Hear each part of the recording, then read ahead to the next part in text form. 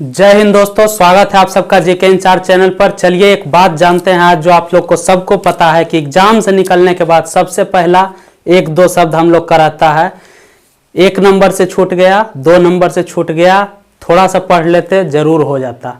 बस इसी कमी को पूरा करने के लिए एक स्ट्रेटजी की जरूरत होती है, और चाहे वह सामान्य ज्ञान हो या असामान्य ज्ञान हो, अगर आप किसी रास्ते पर चल रहे हैं तो कुछ एक ट्रिक को अपनाना बहुत ही फायदेमंद होता है, ताकि वह रास्ता बहुत आसान हो जाए और जल्दी ही मंजिल मिले।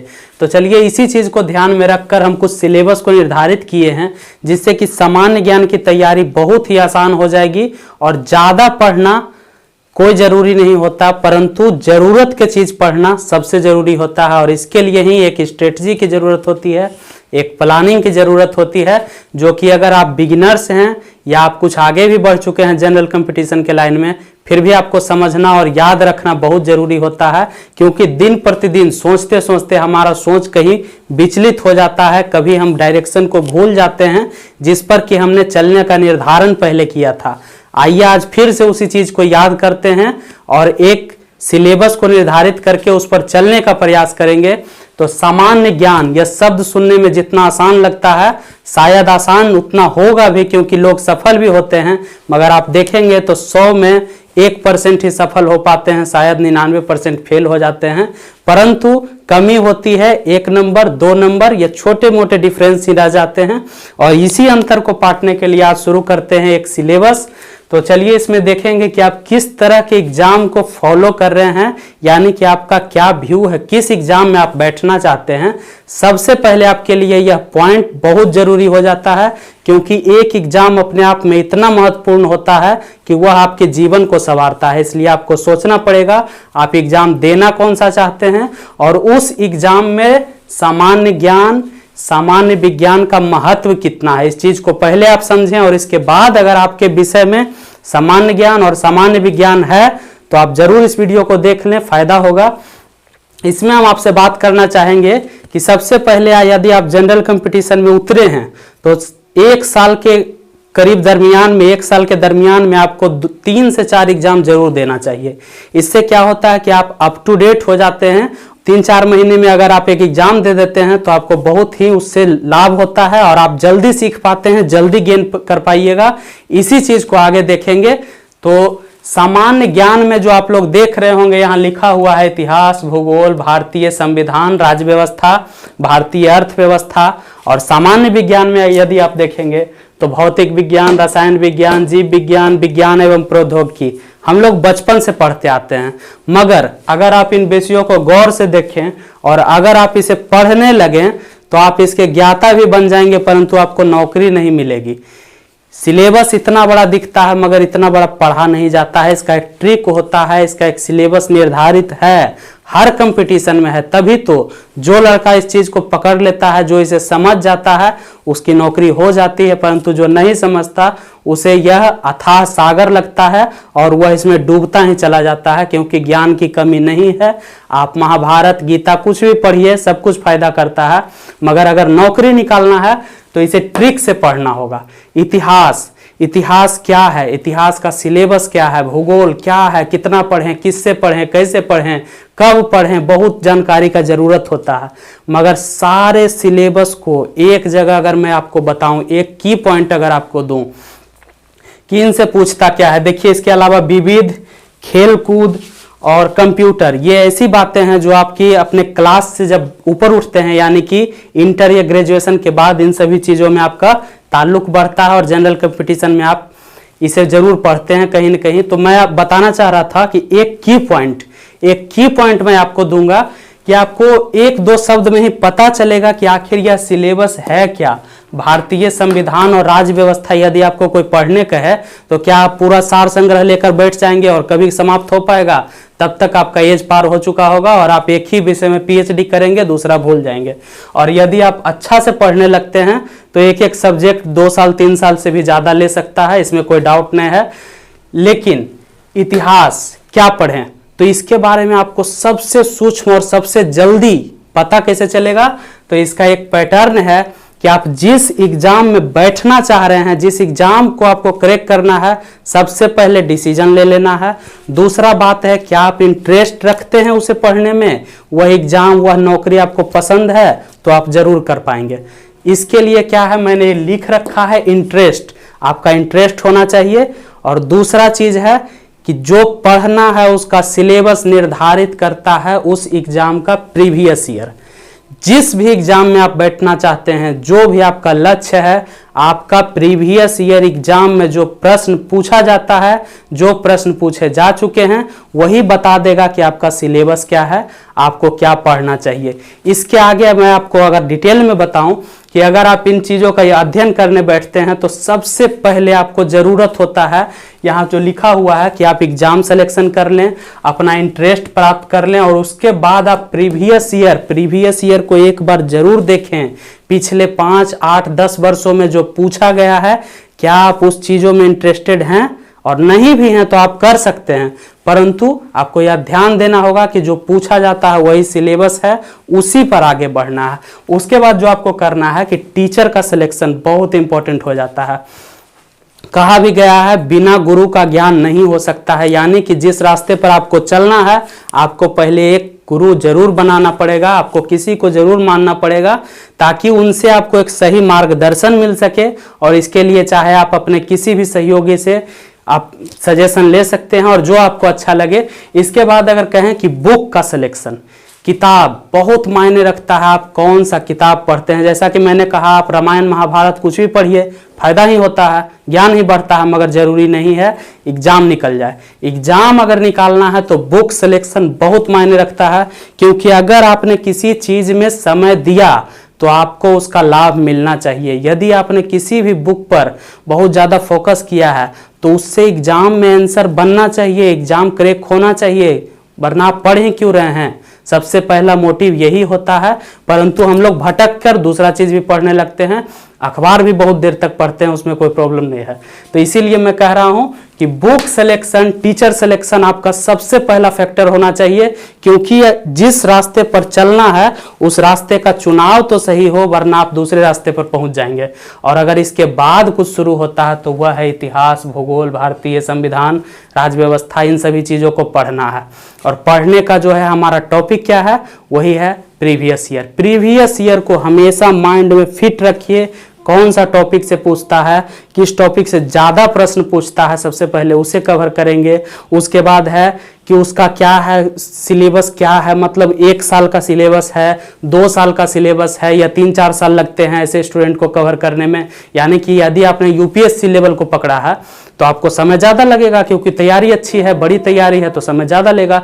यदि आपने कोई छोटा एग्जाम, सी ग्रुप का एग्जाम, क्लर्क लेवल का एग्जाम देना है, पढ़ना फिर भी पड़ता है, उसमें भी चूकते हैं लड़के, मगर उसका सिलेबस थोड़ा छोटा होता है, आप आसानी से कर पाएंगे। हारने की जरूरत नहीं है, करने की जरूरत है। तो चलिए यहाँ देखते हैं कि topic study of pre exam. Pre exam मतलब यहाँ कहने का क्या है कि प्रीवियस एग्जाम में जो भी प्रश्न पूछा गया है और जिस टॉपिक से पूछा गया है, सबसे पहले आपका यही काम होगा कि उस टॉपिक को कवर कर लेना है। चाहे वह एक प्रश्न हो, मगर उस टॉपिक से जितने प्रश्न बन सकते हैं वह इंपॉर्टेंट हो जाएगा, अगले एग्जाम में उसी से प्रश्न आएंगे, ऐसा देखा जाता है, क्योंकि उसी को पैटर्न फॉलो किया जाता है आगे भी। इसलिए सबसे पहले आपको उसे कवर कर लेना है जो प्रीवियस ईयर में पूछे गए हैं। अगर कोई प्रश्न आपको प्रीवियस ईयर में गुप्त काल से आया है तो आपको गुप्त काल को अच्छे तरीके से पढ़ना है और याद रखना है, रिवीजन करना है और उसकी स्ट्रेटजी बनाकर उसे हमेशा एग्जाम तक तो जरूर याद रखना है। और उसके बाद चलिए देखेंगे कि सेल्फ नोट्स फॉर एग्जाम। यदि आप सामान्य ज्ञान और सामान्य विज्ञान की तैयारी कर रहे हैं और सेल्फ नोट्स नहीं बना रहे हैं, यानी आप अपने आप को धोखा दे रहे हैं। सबसे पहला यह प्रतीत आपको खुद भी होता होगा, अगर आप पढ़ते हैं तो आपको समझ भी आएगा ये बातें, क्योंकि सेल्फ नोट्स का मतलब होता है एक ऐसा नोट्स जो कि आप एग्जाम के समय तुरंत रिवीजन कर सके, वह उसमें बातें थोड़ी सी हो मगर जानकारी बहुत ज़्यादा हो। और यह करने के लिए आपको अपना नोट्स बनाना होगा, किसी दूसरे के नोट्स से आपको समय लग जाएगा, एग्जाम के समय आप उसका रिवीजन ठीक तरीके से नहीं कर पाएंगे। यदि आपने आज दिन भर पढ़ाई किया तो उसे एक छोटा सा नोट्स में उसका की पॉइंट को जरूर बनाएं, ताकि उससे आपको आगे फायदा हो। छोटे से रिवीजन में बड़ा चीज़ का यहाँ कवर हो जाए। और बड़े से बड़े एग्जाम में भी लोग अपना नोट्स बनाते ही हैं, और चाहे जिस भी तरीका से आपको जनरल नॉलेज का अगर तैयारी करना है तो नोट्स बनाएं। और ध्यान रखें कि जिस एग्जाम में आप बैठने जा रहे हैं उसमें इसका वैल्यूएशन कितना है, उतना ही इसमें समय दें, ताकि आपका एग्जाम निकले। सबसे पहला फोकस एग्जाम निकलना चाहिए। और उसके बाद ये 2 पॉइंट को आप याद रखेंगे कि टॉपिक स्टडी करना है, मगर नोट्स बनाने के साथ बहुत सारा चीज पढ़ने के बाद छोटा सा नोट्स जरूर बनना चाहिए जो कि एग्जाम में तुरंत याद हो। उसके बाद मैप स्टडी फॉर जीके। मतलब क्या है कि जब आप जीके पढ़ेंगे, इतिहास, भूगोल, भारतीय संविधान, जो राज्य व्यवस्था है, इन तीनों चीजों को यदि आप पढ़ेंगे, विविध यदि आप पढ़ेंगे, उस समय आपके पास मैप बहुत जरूरी है होना। आप शुरू से ही यह काम करें, वरना बाद में जाके लेट हो जाता है और आप अभ्यस्त हो जाते हैं नॉर्मल स्टडी के लिए, जबकि करना होता है हार्ड स्टडी, सबसे ज़्यादा पढ़ना पड़ता है, तब आपका एग्जाम निकलता है। एग्जाम निकालने के लिए सामान्य नहीं असामान्य बनना पड़ जाता है, यानी कि जो लोग करते हैं उससे ज़्यादा थोड़ा करना है, तब आपका सिलेक्शन होगा। और इसके लिए मैप को हमेशा सामने में रख के आप यदि आप स्टडी करेंगे तो आप ज़्यादा सीख पाएंगे, आपका नॉलेज और आपकी यादाश्त भी ज़्यादा रहेगी, चूंकि आपके पास मैप है। और एक इंडिया मैप, इंडिया का जो राजनीतिक मानचित्र है, और एक वर्ल्ड मैप हमेशा अपने रूम में रखें, आपको फायदा होगा जब आप स्टडी करेंगे। इन तीनों चीज़ों में, इन चारों चीज़ों में आपको ज़रूरत उसका हमेशा पड़ेगा। अगर आप जनरल साइंस में हैं तो आपको वह फार्मूला वाला चीज़ जो है, पीरियोडिक टेबल वगैरह, वो सब रखना चाहिए। और उससे आपको जो एक एनर्जी है हमेशा मिलते रहता है कि मुझे कुछ करना है, मुझे ये काम करना है। कुछ आपका छूटेगा, हमेशा आपको लगेगा कि मेरा कुछ छूट रहा है, मुझे ये याद कर लेना है। यही फायदा होता है अपने रूम को सजाने का। तो इस तरह से रूम को भी सजाएं और सिलेबस को भी सजाएं। सिलेबस में मैं क्या कहूँगा कि इसके बाद objective test for self confidence. इसका मतलब होता है कि आपने अगर कोई भी चैप्टर आज पढ़ा, जैसे कि मैं आपको बता दूं कि आज आपने मराठा साम्राज्य पढ़ा, तो ठीक है, मराठा साम्राज्य से जो टॉपिक बन रहे हैं, वो मतलब जो ऑब्जेक्टिव बन रहे हैं, उसे आप सेट बनाइए। मराठा साम्राज्य का कहीं बहुत सारे बुक मिलते हैं, सिर्फ मराठा साम्राज्य खोलिए और उसे बनाइए, ताकि आपका कॉन्फिडेंस लेवल हाई हो सके और आपको पता चले कि किस प्रश्न में हम फंस जाते हैं, एग्जाम में भी फंस जाइएगा उसमें।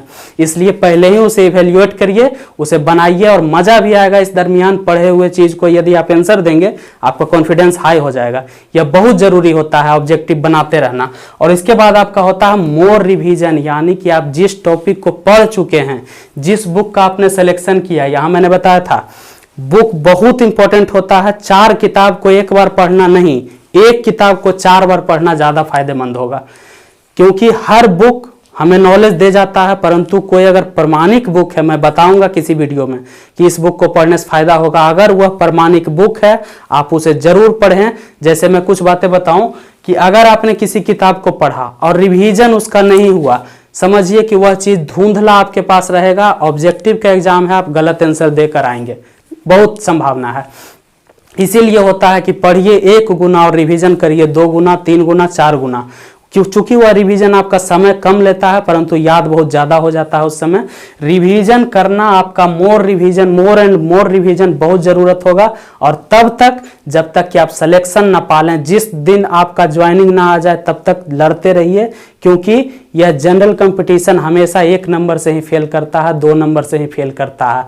नया लड़का को भी लगता है मैं कर सकता हूं, और जो पुराने हो चुके हैं उन्हें भी डर लगता है कि 1-2 नंबर से तो जाना तय ही रहता है। इसलिए इसमें हमेशा आपको इतना याद रखना है कि यदि आप सिलेबस से नहीं चलेंगे तो कहीं ना कहीं आप अपने आप को धोखा ही दे रहे हैं, क्योंकि कुछ भी आप पढ़ने लगेंगे, आप पेपर लेके भी बैठेंगे, 2 घंटा चला गया आपका, फिर एनर्जी खत्म हो जाती है। इसलिए आपको एकदम नियम से चलना है।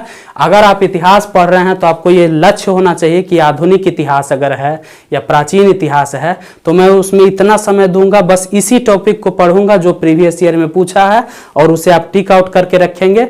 और उतना पढ़ने के बाद उस चीज को अलग कर लेंगे, उसे रिवीजन करते रहेंगे। थोड़ा समय लगेगा, मगर आप परफेक्ट कर पाएंगे, आप सबसे आगे रहेंगे, मेरिट में आपका नाम आएगा। और इसके बाद यदि आप देखेंगे कि set for type of question, आपको यहाँ जब बहुत सारा रिवीजन आप कर रहे हैं, उसके बाद जब आपके पास एक लेवल बन चुका है, यानी कि आपने पढ़ाई किया, यह सब करने में आपको 2 दिन का समय नहीं, करीब 2 साल भी लग सकते हैं। और किसी को इससे कम अगर कोई कहता है तो आपको झूठ बोलता है। सामान्यतः 1-2 साल लगेंगे ही, और यूपीएससी उसके बाद पीसीएस लेवल का तैयारी में 3-4 साल सामान्य रूप से लग जाते हैं। अगर कोई बहुत ब्रिलियंट है थोड़ा कम समय लेगा। यह सब जब आप कर रहे हैं तो आपका समय लगेगा, इतिहास भूगोल पढ़ने में थोड़ा समय लग जाएगा। उसके बाद आपको क्या दिखेगा कि अगर आपने इसे इतिहास को पढ़ा और आज आप अर्थव्यवस्था पढ़ रहे हैं, भारतीय अर्थव्यवस्था, तो आप कहीं ना कहीं इसे भूलते रहेंगे, धीरे धीरे आपके दिमाग से निकलता जाएगा। इसलिए आपको बहुत ज़रूरत हो जाता है कि एक लेवल पर पहुंचने के बाद सेट प्रैक्टिस करना चाहिए। सेट प्रैक्टिस का मतलब है कि कहीं भी किसी इंस्टीट्यूट में ऑनलाइन सेट हो जाए या आपको ऑफलाइन सेट हो, दोस्तों में बैठ के हर दिन एक सेट जरूर बनाना चाहिए। हो सके तो कम से कम 2 दिन में एक सेट को जरूर कवर करिए। उससे क्या होगा कि नए प्रकार के प्रश्न आपके सामने उभर कर आएंगे जिससे कि आप कभी मिल नहीं पाए थे, और वह प्रश्न जो है उसे आप कलेक्शन भी कर पाएंगे, उसी से निकालिए और अलग नोट्स बनाइए। तो यह आपका बहुत फायदा करेगा। हर सफल स्टूडेंट आपको जरूर सलाह देगा कि आप सेट प्रैक्टिस करिए, परंतु कब? 1-1.5 साल स्टडी करने के बाद। जनरल नॉलेज कोई छोटा सिलेबस नहीं है कि आप शुरू में ही उतरे और उसमें सेट बनाना शुरू किया, आप कंफ्यूज कर जाएंगे। आपका नंबर कम आएगा, आपका कॉन्फिडेंस लेवल गिरेगा और आपको प्रॉब्लम दिखेगा, आप भाग जाएंगे इस चीज़ को छोड़कर। जबकि यह है आसान, मज़ा आता है, इंटरेस्टिंग है। यह जो अध्ययन है आपको दुनिया के बारे में समझाता है, दुनिया का एक सीख। आप जिंदगी में आए हैं तो इंसान हैं, तो इंसान का यही सबसे बड़ा जो है पहचान कि उसके पास ज्ञान है, और इन सब चीज़ों को पढ़ने के बाद दुनिया का ज्ञान खुलता है। इसलिए इसे आप पढ़िए ज़रूर, मगर एक सिलेबस के तहत पढ़िए और जिससे कि आपको जल्दी सिलेक्शन हो। यहाँ जो है 1-2 चीज़ है, कंप्यूटर और खेल कूद हमने जोड़ा है। कंप्यूटर उतना ज़्यादा हर एग्जाम में नहीं पूछता है, परंतु आप थोड़ा बहुत ज़रूर इसके बारे में जान लीजिए। इसके बाद अगर हम आपसे कुछ कहना चाहेंगे तो यही है, कुछ लोग करेंट अफेयर्स को बहुत गंभीरता से लेते हैं, बहुत गंभीर रहेंगे। करेंट अफेयर्स पूछ देगा, बहुत ज़्यादा पूछता है, 10-20 नंबर का पूछ देता है, ठीक है पूछ देता है, सिर्फ करेंट अफेयर्स से पास हो जाएंगे? नहीं, ऐसा नहीं होगा। आपको सबसे पहले जनरल नॉलेज होना चाहिए। जनरल नॉलेज का मतलब होता है आपने उस चीज़ पर 1-1.5 साल समय दिया है, तभी आप गहन अध्ययन कर पाएंगे, सिलेबस से अध्ययन कर पाएंगे। और किसी भी चीज़ का अध्ययन मैप से जरूर करिएगा। इसके बाद करेंट अफेयर्स के बारे में आप किसी भी टीचर से भी पूछिए, बोलेगा पेपर पढ़िए, प्रतियोगिता दर्पण पढ़िए, ये दर्पण पढ़िए, वो पढ़िए। ठीक है, पढ़ना चाहिए, मगर कब? आते के साथ। आज आपने कंपटीशन को ज्वाइन किया है, इंटर ग्रेजुएशन के बाद आज आपका पहला दिन है और पेपर पढ़िए, भटक जाएंगे आप। ऐसा नहीं करना है। सबसे पहले वही पढ़िए जो उसका सिलेबस निर्धारित है। और करेंट अफेयर्स जितना सवाल है, हाँ ठीक है, महत्वपूर्ण है, इसे पढ़ेंगे, परंतु कब? एग्जाम नोटिफिकेशन प्राप्त होने के बाद। यानी कि जब हम इन चीज़ों के लिए तैयार रहेंगे, हम हमेशा ऐसा देखेंगे कि जब हम प्रैक्टिस करते हैं, सेट बनाते हैं, तो हम औरों से बेहतर कर पाते हैं। इतना नहीं कि मेरा 60 आ गया, मेरा 70 आ गया, नहीं, जितना सबका आता है उससे थोड़ा हम ऊपर हैं, हम हमेशा आगे हैं, तो आप अच्छा कर रहे हैं। अब आपको करंट अफेयर्स पढ़ना चाहिए, क्योंकि यह ऐसा चीज़ है कि यदि आपने 1 साल पढ़ा और उस वर्ष आपकी नौकरी नहीं हुई और 2 साल आपने और ले लिया, तो पूरा का पूरा बेकार जाएगा। थोड़ा सा अनुभव दे जाएगा, मगर उतना अनुभव चाय बेचने वाले के पास भी रहता है, वो लोग भी अनुभवी होते हैं, 2 रुपये उनसे लेके दिखाइएगा, पता चल जाएगा। इसीलिए मैं कहता हूँ सिर्फ अनुभव ही नहीं, परिश्रम का जरूरत होता है। करेंट अफेयर्स जो है, वैकेंसी, कोई वैकेंसी आने के बाद 3 महीना का समय मिलता है, और करेंट अफेयर्स इतना जरूर होता है कि आप आए दिन की बातों को जानते हैं, सुन लेते हैं टीवी पर या नॉर्मल न्यूज़पेपर में आप देख लेते हैं, और जो उसका क्वेश्चन जो बनता है आप उसे प्रयास करें अंतिम समय में पढ़ें, यानी कि एग्जाम से 4-5 महीने पहले शुरू करें। जिंदगी भर नहीं पढ़ना है उस चीज़ को। और उसके बाद जनरल नॉलेज, इसे तब तक पढ़ना है जब तक कि सिलेक्शन ना हो जाए, जब तक कि ज्वाइनिंग ना आ जाए। और यह स्ट्रेटजी आपको बहुत जल्द कामयाब करेगी। जो जैसा एग्जाम रहेगा, जिसका जो लेवल रहेगा, उसमें आप पहले ही बाजी मार सकते हैं, मगर इसके लिए थोड़ा दृढ़ निश्चय होना पड़ता है। बीच में बहुत भटकता है इंसान, कहीं न कहीं हर कोई 1-2 बार भटक जाता है। इंस्टीट्यूट वाला भटका दे, वह एक नया सिलेबस ले आए, चाहे वह आपको ऐसा बोले कि नया क्लास चालू होने वाला है, इस विषय में आओ, आप इतिहास के प्रोफेसर से पढ़िए, और प्रोफेसर का जो है प्रॉब्लम सॉल्यूशन आप करते रहिए, गड़बड़ा जाइएगा। एकदम टॉपिक स्टडी करना है। टॉपिक का मतलब एकदम जिस चीज़ को पकड़ना है, एग्जाम में अगर आया है तो उसका ऑपरेशन कर दीजिए, जिस बुक से आपको मिले उसका क्वेश्चन ना छूटे, चूंकि वही सिलेबस होता है, वरना आपको पता नहीं चलेगा इतना बड़ा सिलेबस में करना क्या है। आप जिस एग्जाम को दे रहे हैं उस एग्जाम का प्रीवियस ईयर बता देगा आपको सिलेबस क्या है, उस चीज का टॉपिक स्टडी करिए, आप बेहतर कर पाएंगे। करेंट अफेयर्स अगर आता है एग्जाम में तो आप अंतिम में स्टडी करिए, एग्जाम से 3-4 महीने पहले जब नोटिफिकेशन आ जाए कोई अच्छा सा बुक खरीदिए और उस बुक को पूरा पढ़ जाइए, हो जाएगा, नॉर्मल रहता है। और उसके बाद daily till then get job, यानी कि इस काम को तब तक करिए जब तक कि जॉब ना प्राप्त हो जाए। उसके बाद यदि आपको मैं कुछ कहूँगा तो सबसे अच्छा एक बात बोलना चाहता हूँ कि जीवन में आपका एक दोस्त आपको बहुत आगे ले जा सकता है और बहुत पीछे भी खींच सकता है।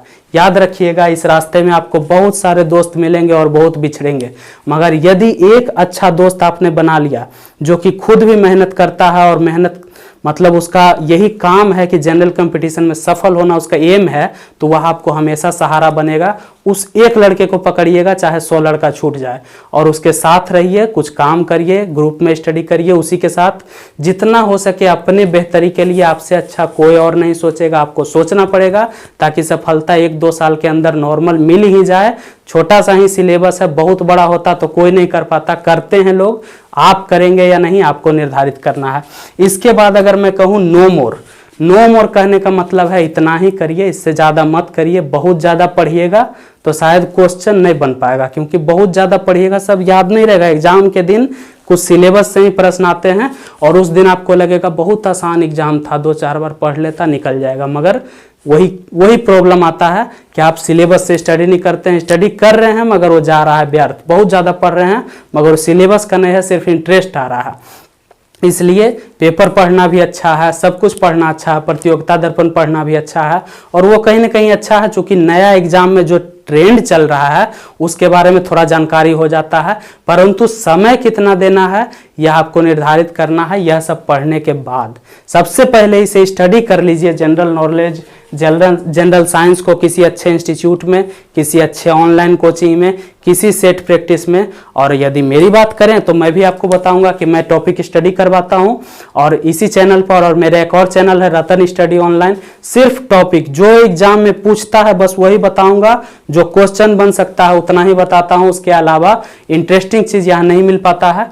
तो यही है, और इस चीज पर आप यदि अड़िग रहते हैं या आप सोच लेते हैं कि अगर मैंने यह किया तो पूरा कर लूंगा जब तक मेरा कहीं सिलेक्शन ना हो जाए, तो आप सफल जरूर होंगे। और हमारी शुभकामनाएं आप लोगों के साथ है। आप जुड़े रहिए हमारे साथ, जीके इंचार्ज को सब्सक्राइब कर लें, रतन स्टडी ऑनलाइन भी हमारा एक चैनल है उसे भी सब्सक्राइब कर लें, लाइक कर दें इस वीडियो को, और हमारा अपना स्टडी का टॉपिक स्टडी का वीडियो आते रहेगा आप लोगों के पास, आप उसे जरूर देखें और अच्छा लगे तो हमारे साथ बने रहें। Thank you.